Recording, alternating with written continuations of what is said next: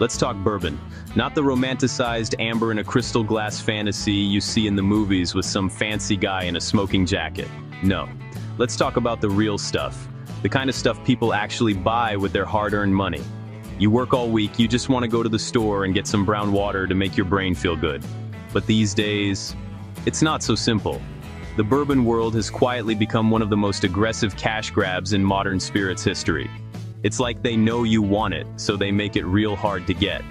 Or they make you pay a whole bunch of money for a fancy bottle that looks like a perfume your grandma would have. For your health. If you're not careful, you'll walk out of a liquor store feeling like you scored liquid gold, like you found a treasure. You get home, you're all excited. You open it up and you pour one out.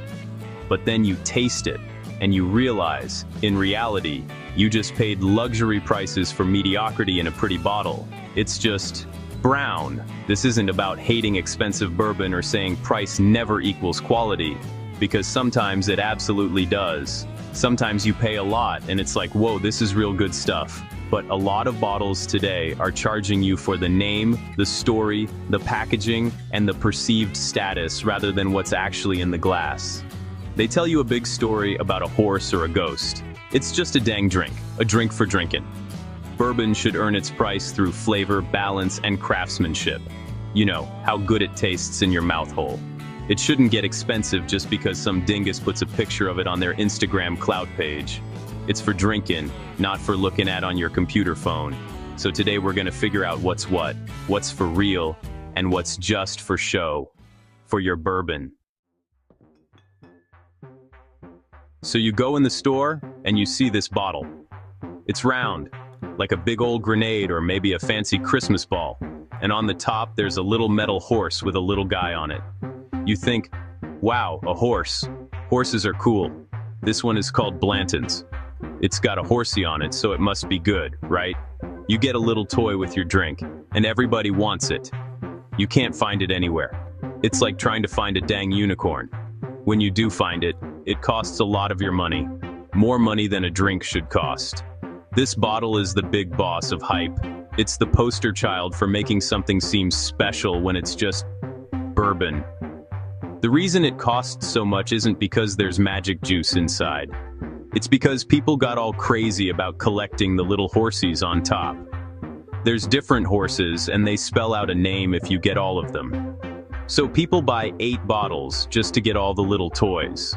They're not even drinking the stuff, they're just putting the horses on a shelf. It's a dang Beanie Baby, but with booze in it. The bourbon itself, it's fine. It's okay. It's a pretty normal drinkin' juice from Buffalo Trace. The same place that makes a bunch of other bourbons. It's not bad, but it's not life-changing. It's not gonna make you see colors or talk to your dead gram. It's just bourbon. But because of the horsey and the round bottle and everyone on the internet saying, you gotta get the Blantons, the price goes way up. You're paying for a toy and a story, not for the quality of the brown water inside the glass ball. So you see this bottle for 3 times what it's supposed to cost, and you think you found a treasure. But what you really found is a marketing trick. They made you want the bottle, not the bourbon. They sold you on the idea of finding something rare. But the only thing rare is finding it for a fair price. It's a good lesson. If the best thing about the bourbon is the bottle or the cork, you're probably getting ripped off. Just a bunch of horseplay. Now let's talk about this other one, Basil Hayden. It sounds real fancy, like a guy who wears a tie to go get the newspaper. The bottle looks classy. It's got this paper belt around it, like it's holding up its pants. The label is all clean and pretty. They want you to think this is a real sophisticated drink for a sophisticated person. You know, a guy who knows about art or boats. It looks like it should be more expensive, and guess what? It is. When you see it on the shelf, it's sitting there with other bourbons that cost a lot, so you think it must be in the same league. You think, oh, this is a premium bourbon for special times. You buy it, you take it home, you pour a little bit in your glass. You're expecting something big and powerful, something that makes you say, whoa, Nelly, but then you taste it and it's thin. It's like bourbon-flavored water. It's not very strong. It's like it's scared to be bourbon. That's because it's low proof. Only 80 proof. That's the lowest you can legally be and still call yourself a bourbon. It's like the bare minimum. They take a good recipe from the same people who make Knob Creek and Booker's, that's good stuff, and they add a whole bunch of water to it. They water it down so much that all the big bold flavors get washed away. You're left with something that's easy to drink, sure, but it's also kind of boring. There's no muscle on it, it's a skinny fella, and you paid a premium price for it. You paid for the fancy bottle and the paper belt and the story about how refined it is. But what you got was watered down bourbon. It's like paying for a steak and getting a piece of bologna. It's not that it tastes bad, it's just that it doesn't taste like much at all. And for what they charge you, it should taste like something. It should have some guts. It's a pretty package with not much inside. A real hollow man. All right, now for this green bottle. It's called Weller Special Reserve. For a long time, this was just a normal, cheap bottle of bourbon you could find anywhere. It was for regular folks. You could get a big jug of it for not much money. It was a wheater, which means they use wheat instead of rye, so it's a little softer, a little sweeter. It was a good, simple, everyday kind of drink. Nothing fancy, just a solid bottle of booze for a fair price. But then, the internet happened. People found out that the recipe for Weller is the same recipe they use for a super-duper fancy, expensive bourbon called Pappy Van Winkle. The same ingredients, made in the same place. So people started calling Weller poor man's Pappy. And once that name got out there, everyone went crazy. They started hunting for it, buying it all up, and suddenly you couldn't find this cheap green bottle anywhere. It disappeared from the bottom shelf. The stores that did have it started charging way more money for it. A bottle that used to cost $25 was now $100, $200. People were trading it online like it was a golden ticket. It was a total frenzy. But here's the thing. It's the exact same juice inside. Nothing changed. It was always meant to be a cheap, easy-drinking bourbon.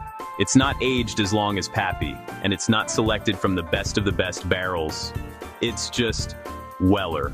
So now you have people paying luxury prices for a bourbon that was designed to be a budget bottle. The hype completely took over. People are chasing the ghost of Pappy, but they're just getting a pretty average young wheated bourbon. Again, it's not bad. For $25, it's a great deal. But for $150, you're a dingus. You're paying for a rumor. You're paying for the story the internet told you, not the liquid in the bottle. It's a hype monster in a green suit.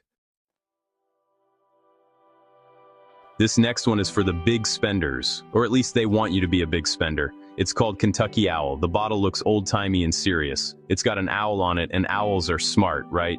So the bourbon must be smart. And the price is real smart. It's one of the most expensive ones you'll see that isn't 100 years old. We're talking hundreds of dollars for one bottle. You see that price and you think, dang, this must be the best bourbon ever made by a human. They tell you a story about a distillery that was lost and then found again, a secret recipe from the olden days. It all sounds very romantic and special. They call it the wise man's bourbon. They want you to think you're buying a piece of history, a rare treasure that only a few people can have. They release it in small batches, so it's always hard to find, which just makes people want it more. It's all about being exclusive. You can't have this, they say, which makes you say, oh yeah, I'll show you, but here's the secret. Kentucky Owl doesn't make their own bourbon. They're what you call a non-distiller producer. That means they buy bourbon that other people made, mix it together in a batch, and put it in their own fancy bottle. There's nothing wrong with that. A lot of good brands do it. But when you're charging $300, $400, $500, you expect something incredible. You expect the best barrels, the most amazing flavors, a whiskey that will make your hair stand on end. And sometimes it's pretty good. But a lot of the time, people who know their bourbon taste it and say, this is it, this is what I paid all this money for. The quality is all over the place. Some batches are good, some are just okay, but the price is always sky high. You're not paying for guaranteed quality, you're paying for the owl, the story, and the feeling of having something that other people can't get. It's a gamble, and the house, the owl, always wins. What a hoot. Nowadays, it seems like every famous person has their own booze. Actors, singers, guys who throw balls for a living. They all want to sell you a bottle with their name on it. And bourbon is a big one. You see a famous face on a commercial, holding a glass, looking cool and tough. They tell you this is their personal bourbon, the one they drink after a long day of being famous. And because you like their movies or their songs, you think, well, if it's good enough for that famous fella, it must be good enough for me. So you go and buy a bottle of McConaughey's Magic Juice, or The Rock's Rockin' Rye, or whatever they call it. And it usually costs a little more than the regular stuff. It's got a cool bottle, a cool name, and the power of a celebrity behind it. You're not just buying bourbon, you're buying a piece of their lifestyle. You're buying the idea that if you drink this, maybe you'll be a little bit cooler, a little more famous. It's a shortcut to feeling special. But what are you really drinking? Most of the time, these celebrities don't know a dang thing about making bourbon. They're not in the distillery, checking on the barrels. They're just the face of the brand. The bourbon itself is usually made by a big industrial distillery that makes tons of different products. They just slap a new label on some of their stock juice, get the celebrity to sign off on it, and mark up the price. You're paying a famous person tax. Sometimes the bourbon is actually pretty good, but a lot of times, it's just average, mediocre stuff in a celebrity costume. It relies on star power, not distilling power. The money goes to marketing and to the celebrity's pocket, not into making the best possible whiskey. You're paying for an endorsement, not for craftsmanship. So before you buy a bottle just because your favorite movie star is selling it, ask yourself, is he a bourbon maker, or is he just an actor playing one on TV? For your health. Okay, enough of the junk. Let's talk about the good stuff, the real deals. And you can't talk about real bourbon without talking about this guy, Wild Turkey 101. Look at this bottle. It's not fancy, it's kind of ugly even. It's got a picture of a turkey on it. A turkey's not a cool horse or a smart owl, it's just a dumb bird that you eat on Thanksgiving. The bottle looks like it hasn't changed in 50 years, because it pretty much hasn't. It's not trying to trick you. This is what you call a workhorse bourbon. It's made by a father and son, Jimmy and Eddie Russell. These guys are legends. They've been making bourbon forever. They actually drink the stuff they make. They're not trying to sell you a story about a ghost or a secret map. They're just trying to make good, strong bourbon. And that's what 101 is. It's 101 proof, which is a great number. It's strong enough to have big flavor, but not so strong it's gonna burn your face off. When you taste it, you know you're drinking bourbon. It's not thin or watery, it's bold. It's got spice, it's got sweetness, it's got a little bit of wood from the barrel, it's got character, it tastes like it was made by someone who cares. It stands up in a cocktail, but it's also great to just sip on its own. It's everything you want in a bourbon.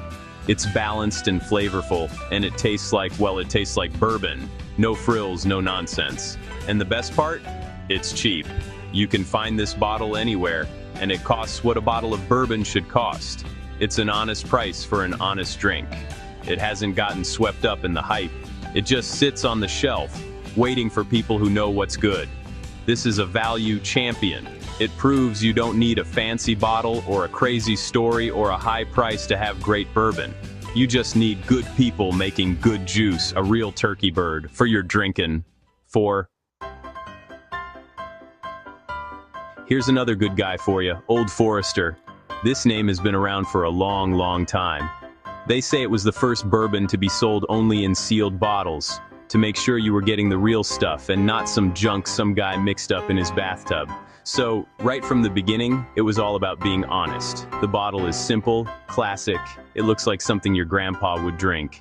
And maybe he did, because it's been a staple for ages. What's great about Old Forester is that they have a whole family of bourbons, and they're all good and they're all priced fair. You can get the basic 86 proof, which is a great solid bourbon for mixing or just easy sipping. Or you can get the 100 proof, which is even better, more flavor, more punch. Then they have a whole line called the Whiskey Row series, where each bottle tells a little story about the history of the brand, and they all taste different and they're all delicious. Unlike the hype brands that are here today, gone tomorrow, Old Forester is all about consistency. You know when you buy a bottle, it's going to be good. They're not chasing trends, they're just focused on making quality whiskey, year after year. The people who make it have been doing it for a long time. It's a family business, and they take pride in their name. You can taste the craftsmanship in the glass. It's reliable. It's like an old friend you can always count on. And the price is always right. The standard bottles are affordable for anybody. Even their fancy special releases are priced reasonably compared to the crazy stuff we talked about earlier. They're not trying to gouge you. They're just charging a fair price for a well-made product. They don't need to manufacture scarcity or tell you a crazy story. The quality of the bourbon speaks for itself. It's an old, reliable woodman who knows what he's doing. Let's look at this bottle. It's got a weird shape, kind of squarish. And on the front there are 4 red roses. Flowers. You might think, flowers? On a bourbon? Is this for ladies? Well, shut your mouth, you dingus. This is 4 roses, and it's one of the best deals in the whole dang bourbon world. The story is, the guy who started it proposed to a girl, and she said if she wore 4 roses on her dress, it meant yes. So he named his bourbon after that. It's a nice story, but the bourbon is even better. What makes 4 Roses so cool and so different is that they're like mad scientists over there. They don't just have one recipe for their bourbon, they have 2 different mash bills, that's the mix of grains, and 5 different yeast strains. And they can mix and match all of those to create 10 totally different bourbon recipes. 10, all made under one roof. It's like a bourbon laboratory. It gives them this huge palette of flavors to play with. So when you drink their standard yellow label bourbon, it's not just one thing. It's a blend of all 10 of those recipes. That's why it's so balanced and smooth. It's got a little bit of everything. Then you can get their small batch, which uses 4 of the recipes, and it's a little richer and spicier. Or you can get the single barrel, which is just one of their recipes, so you can see what it tastes like all on its own. It gives you real variety and complexity. And just like our other Good Guy bourbons, the price is fantastic. You get all of this craftsmanship, all of this complexity, for a totally reasonable amount of money. Their standard bottle is one of the best values on the shelf. Even their fancy limited editions are sought after because they're genuinely delicious and unique, not just because they're rare. 4 Roses shows you that you can make interesting, nuanced, complex bourbon without charging a fortune. It's a real flower of a drink. Sometimes you just want a real no-baloney classic bourbon. You don't want a story, you don't want a fancy bottle, you just want something that tastes like bourbon is supposed to taste. For that, you look for the white label, the White Ghost. Evan Williams bottled in bond. The bottle is as simple as it gets. It's a plain rectangle with a white label. It looks cheap, and guess what? It is cheap. It's one of the cheapest bottles you can buy. But don't let that fool you. See those words on there? Bottled in bond. That's not just some fancy talk. That's a government promise. It means this bourbon is at least 4 years old. It's all from one distillery and from one distilling season, and it's exactly 100 proof. It's a mark of quality that goes back to the old days to prove you weren't getting ripped off. So even though it's cheap, you know you're getting something that meets a certain standard. It's an honest bottle. When you pour this stuff, it doesn't mess around. It's a classic bourbon profile. You get caramel, you get vanilla, you get a little bit of oak and some spice. It's not the most complicated thing in the world, but it's delicious. It's solid. It's what a lot of more expensive bourbons wish they could be.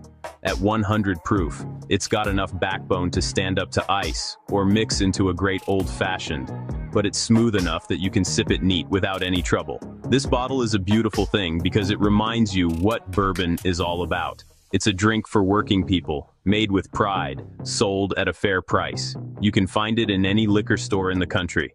There's no hype, no chase, no secondary market. It just sits there, an incredible value hiding in plain sight. It delivers solid flavor and proof at a price that feels like it's from 30 years ago. It's a time machine in a bottle. A real good ghost. You know this one. Everybody knows this one. Maker's Mark, the bottle with the square shape and the red wax dripping down the top. For a lot of people, this was the first nice bourbon they ever tried. It's everywhere. It's been a top-shelf staple for decades. And sometimes when something is that popular, people who think they're smart start to look down on it. They say, oh, that's just a beginner's bourbon.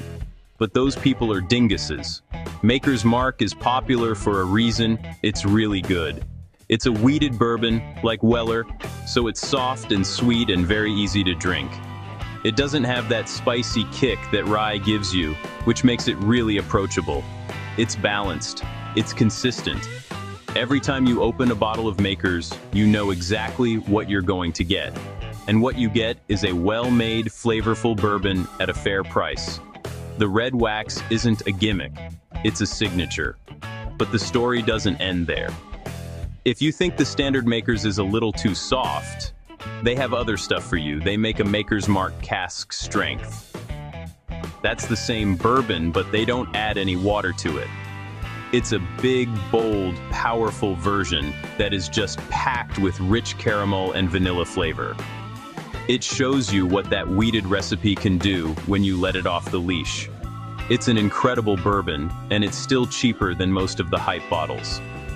They also have a great private selection program, where stores can create their own unique version of Maker's by adding different kinds of toasted oak staves to the barrel. This creates all sorts of cool, unique flavors. It proves that a big brand can still care about quality and innovation. Maker's Mark shows that wheated bourbon can be rich, flavorful, and affordable without any of the nonsense. You don't have to chase a green bottle to get good wheated bourbon. It's been sitting right there the whole time, just waiting for you with its little red wax hat on. At the end of the day, bourbon should be about enjoyment, not anxiety. It's just a drink. You shouldn't have to check a website or join a social media group or take out a loan to buy a bottle of brown water. It's supposed to be fun. It's for relaxing after a long day of work, or for sharing with your buddies while you talk about junk. The smartest bourbon drinkers aren't the ones with the rarest bottles locked away in a cabinet, but the ones who know what they like and refuse to let hype dictate their taste. Who cares what some other hunk on the internet thinks? Do you like it in your mouth? That's all that matters. Expensive doesn't automatically mean better, and affordable doesn't mean boring. We saw it today. You can spend a whole lot of money for a pretty bottle full of disappointment, or you can spend a little bit of money for a bottle that's full of flavor and history and pride. The best bourbon experiences often come from bottles that are readily available, fairly priced, and made with genuine care by people who actually drink the stuff. They're not trying to fool you, they just want you to have a good drink, for your health. So I say, stop worrying so much. When you stop chasing labels and start chasing flavor, you'll not only drink better, but you'll keep more money in your pocket where it belongs. Go to the store, grab a bottle that looks interesting and doesn't cost a fortune, take it home and drink it. If you like it, great. You found your new favorite. If you don't, who cares? It was cheap. Now you know. The adventure is in the drinking, not the buying. Now if you'll excuse me, all this talk has made me thirsty. For your bourbon.